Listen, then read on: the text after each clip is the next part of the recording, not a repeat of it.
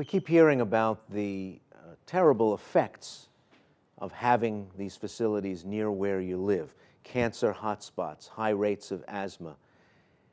Is it clear who you go to seek redress when this kind of thing happens? In many cases, the company doesn't even exist in its original form any longer. Nicholas Loris? Yeah, that's a good question.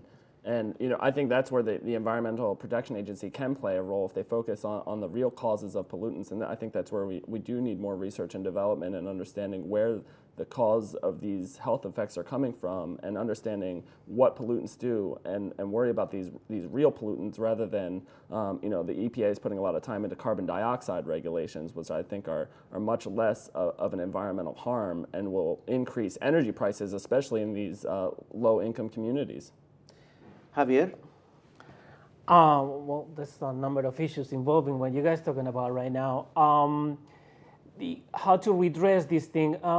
If you are living in a community where the entire barrio suffers from the same symptoms, nosebleeds, coughing, headaches, being tired all the time, and so forth, there's an environmental reason, and if you're living right next to a petrochemical factory, chances are excellent it comes from there.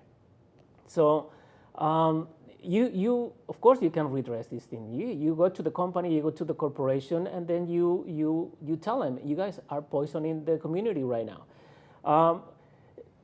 So the guy, and most often it is a guy, sorry ladies, will say, well, Mr. Sierra, that's very interesting. We are currently complying with all federal regulations for what's coming out of our stacks and what's coming out of our effluence pipes. Good day. I hope your people feel better. Well, but that's the whole thing. I mean, it's not only the corporation; it's also the regulator. If the regulator does not regulate that corporation that is polluting the community, then you're fighting a war on two fronts right there. But I mean, if you are the owner of a corporation that is poisoning a community, would you move your family? Would you live right next to that facility, you and your family? Would you live there? The chances are excellent they would not. What Nick was saying before about whether moving one of these facilities to a place where the real estate is cheap, everybody will be living in Mississippi or Alabama. That's not true. The chances are excellent the corporation that is polluting, let's say, Houston, maybe the headquarters are somewhere else in a really clean neighborhood where the executives are not exposed to the pollution. But locally, if land has a higher and better use and becomes too expensive, won't we, in the operation of the economy, generally move dirty, smelly things somewhere else? Yeah, that's the thing. Well, we need to start working on those dirty, smelly things. We need to make it less dirty and less smelly. That's the work we all need to do.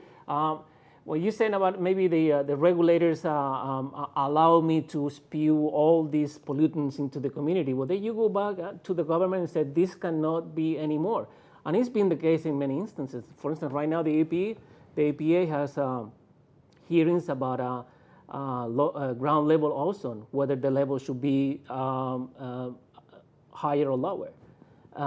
Low level ozone is a really nasty poison that is poisoning mostly brown and black communities throughout the country. And people don't realize that that's one of the things that's making it harder for them to breathe and making them sick. Ozone is something we want in some places and circumstances, but it's a poison when it's at your nostril level. Yeah, of course, it's all the way up in the stratosphere. We do want our ozone layer out there nice and healthy, but the ground level ozone is a really nasty poison, as I said before, that needs to be avoided. It usually comes from coal-fired plants and also from cars and trucks. What do companies want, Nicholas Loris? Do they want to basically have no regulations and to do whatever they feel like, or do they crave predictability even more than that? I think predictability is the way to go. I don't think they want to be completely unchecked. I think I certainly subscribe to a polluter pays principle, And I think that's really what's at stake here, creating the right regulations that sets forth a path that these businesses know what's coming and they can adjust for what's ahead. So would polluter pays also include the idea that if there is some added illness in a community because of proximity, there should be a fund to handle that difference? Are companies responsible to the places where they do their work for not only the benefits they bring, but for the problems they bring to these places? Yeah, if it's empirically proven that these companies' emissions are causing health problems, absolutely. And I think you've seen that all over the United States. People set up funds where low-income families are willing to accept lower environmental quality for these payments. And I think that that's a beneficial exchange. And when you see the gentrification or the cleanup of these areas, these low-income families suffer. That was actually part of the National Environmental Justice Advisory Council's report, saying, when you clean these things up, it raises the real estate value, and most of these low-income families are renters, so it raises the rent on these low-income families. So there's unintended consequences of these things as well that we need to be aware of. What about legacy costs? There are places all over America where lots of people live that are just dirty, but not dirty from things that are going on today. Not dirty because of what companies that are there right now are doing. There are brownfield sites all over the country where they wouldn't even allow you to put a home on this land or a children's playground or parkland on this land because there's so much lead in the soil, so much cadmium in the soil.